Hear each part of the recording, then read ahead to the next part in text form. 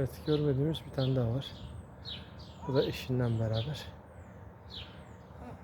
Evet, tamam, tamam. Tamam. Bugün onların günü. Hadi bakalım. Bugün mamamız yok. Üzgünüz. Kusura bakmayın. Oo, bir tane yavru çıkmış. Ah annem benim. Onu kolluyor da.